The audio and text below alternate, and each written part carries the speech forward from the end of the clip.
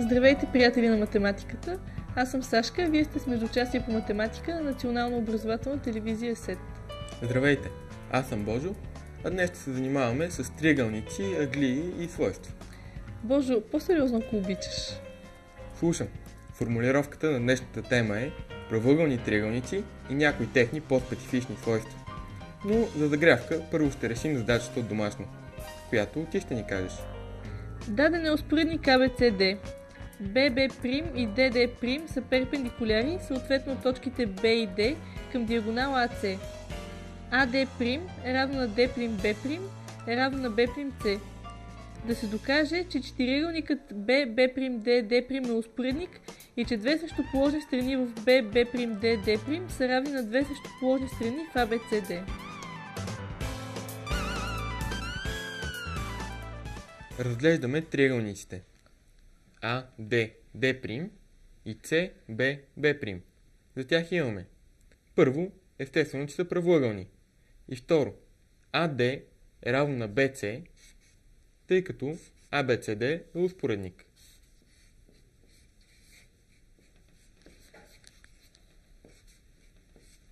И второ, AD' е равно на B'C по условие.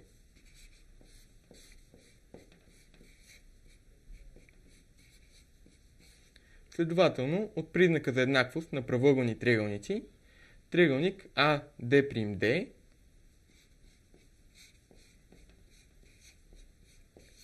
е еднакъв на триъгълник BCB'. От тук, от съответни елементи в еднакви триъгълници, получаваме, че DD' е равно на BB'.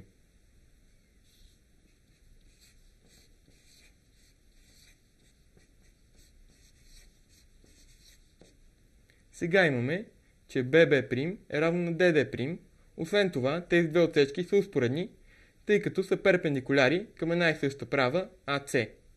От тук веднага виждаме, че BB', D' е всъщност успоредник.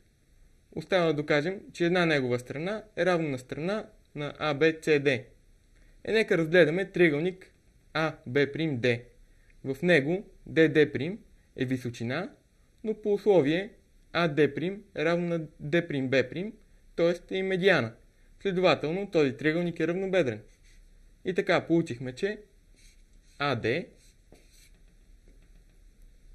е равно на D'B', с което задачата е решена. Сега вече чиста съвест можем да кажем, че сме изучили успоредниците. Ред е на правоъгълните триъгълници. Те имат някои специфични свойства, с които ще има честа да ни запознае Сашка. Благодаря за оказаната чест. В такъв случай аз пък на теб ще ти окажа честа да докажеш тези свойства. И така. Първото свойство на правоъгълните триъгълници е следното. Медианата към хипотенузата е равна на половината от нея. Божо, ти си на ход. Ще докажа това свойство в рамките на 23 секунди. Хайде де. Ми засичай тогава. Да разгледаме един правоъгълен триъгълник ABC.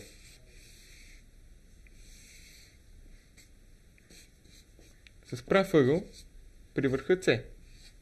Нека медианата с него е CM. Удвояваме я до точка D, така че CM е равно на MD. Сега разглеждаме четириъгълника ADBC.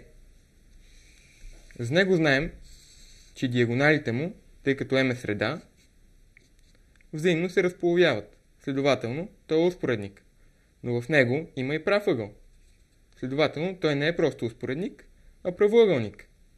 А от свойствата от миналия път знаем, че AB е равно на CD, когато ADBC е правоъгълник. И така, получихме, че CD е равно на AB. Но всъщност медианата CM е половината от CD, следователно е половината и от AB.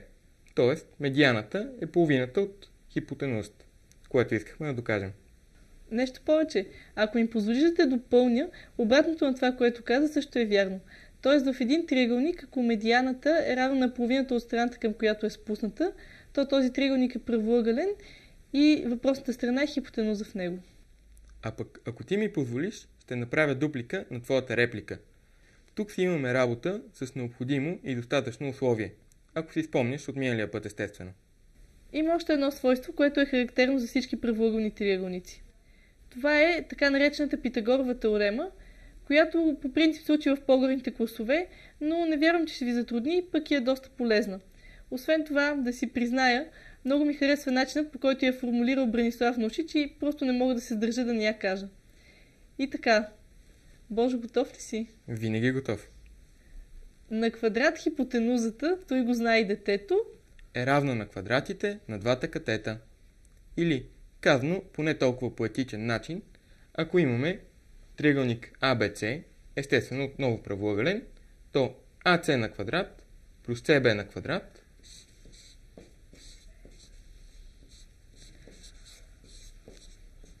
е равно на хипотенузата на квадрат или AB на квадрат.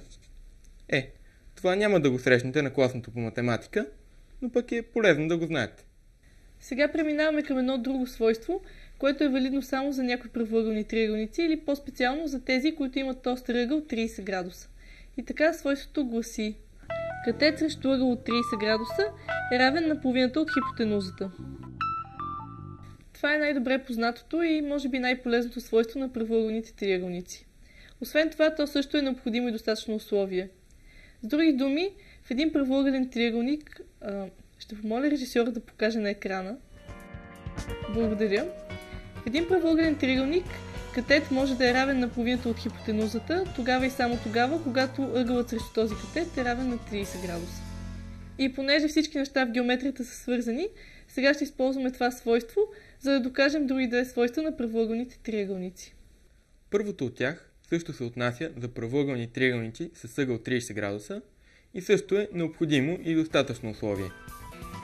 Един триъгълник е правоъгълен и има остър ъгъл равен на 30 градуса, тогава и само тогава, когато медианата и височината през един и същи негов връх разделят съответния ъгъл на три равни части. Както добре знаем, необходимите и достатъчни условия се доказват в две посоки. В първия случай приемаме, че имаме правоъгълен триъгълник с ъгъл 30 градуса и доказваме, че медианата и височината към хипотенузата разделят правия ъгъл на три равни части. Представихте ли си го? Добре. Във втория случай правим обратното. Приемаме, че имаме триъгълник, в който височината и медианата към някои от страните разделят ъгъла, от който излизат, на три равни части. След това доказваме, че триъгълникът е правоъгълен с ъгъл 30 градуса. А сега, понеже работата с въображаеми триъгълници е доста изтощително и ненадежно занимание, Божо ще изследва и докаже на дъската това свойство. Нека е даден триъгълник ABC.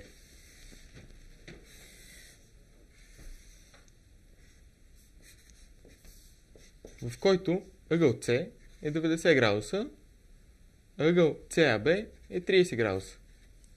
Нека CM е медианата в този триъгълник, а CH височината.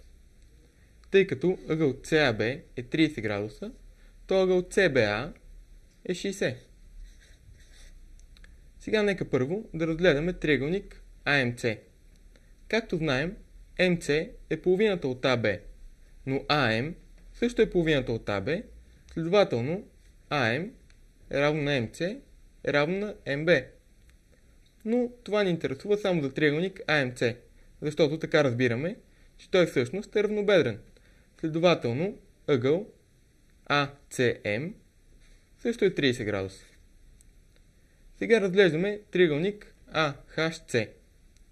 Той е правоъгълен с ъгъл 30 градуса, значи за ъгъл ACH получаваме, че е 60. Но ъгъл ACM е 30 градуса, следователно ъгъл MCH също е 30 градуса. Сега разглеждаме триъгълник MBC. Той е равнобедрен, тъй като MB е равно на MC, което вече доказахме. Но има ъгъл 60 градуса, следователно е равностранен. Сега CH е височина в равностранен триъгълник, следователно е ъглополовяща. Т.е. ъгъл MCH е равен на ъгъл HCB е равен на 30 градуса. И така получихме ъгъл MCH е равен на ъгъл HCB, но също е и равен на ъгъл ACM е равен на 30 градуса. С което доказахме, че ъгъл ACB, или правия ъгъл в триъгълника, се разделя на три равни части от по 30 градуса от медианата CM и височината CH. Да припомним още веднъж условието, което доказваме.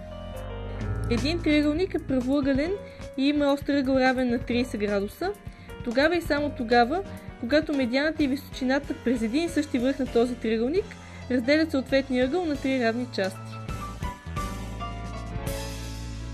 Разглеждаме триъгълник А, BC. Нека пред върха C имаме медиана CM и отново височина CH, които разделят ъгъл ACB на три равни части, които може да означим с алфа. И така, първо разглеждаме триъгълник MBC. В него CH е както височина, така и ъглополовящ. Следователно, той е равнобедрен. Разглеждаме триъгълник MHC и триъгълник HBC. За тях може да кажем естествено, че са еднакви, тъй като височината и ъглополовящата в равнобедрен триъгълник е още и медиана, а от признака за еднаквост на правоъгълни триъгълници MH е равно на HB и MC е равно на CB, от което следва, че са еднакви. Сега, през точка М, нека да спуснем перпендикуляр към AC. И нека означим петата на перпендикуляра с M'. Разглеждаме триъгълник MHC и триъгълник MCM'. За тях имаме първо ъгъл M'C е равен на ъгъл MHC е 90 градуса. Второ, ъгъл M'CM е равен на ъгъл MCH. Естествено е равен на алфа. И трето, MC е обща страна.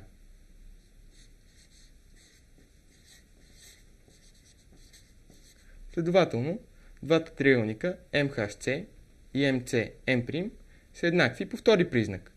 От тук получаваме, че MH е равно на MM' от съответни елементи в еднакви триъгълници.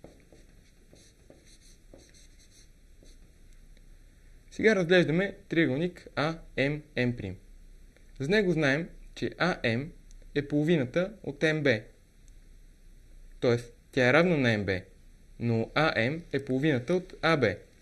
Значи имаме AM е равно на MB. Но MB, както видяхме, се разполовява от точка H. Следователно е равно на 2 пъти MH.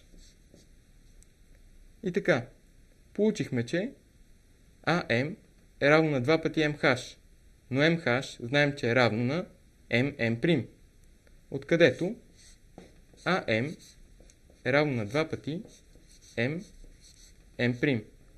И тъй като триъгълникът е правоъгълен, то получаваме, че ъгъл M'AM е 30 градуса от свойството, което Сашка каза преди малко. И така, вече може да си разгледаме триъгълник AHC. В него ъгъл AHC е 90 градуса, ъгъл CAH е 30. Значи за ACH остава да е 60 градуса.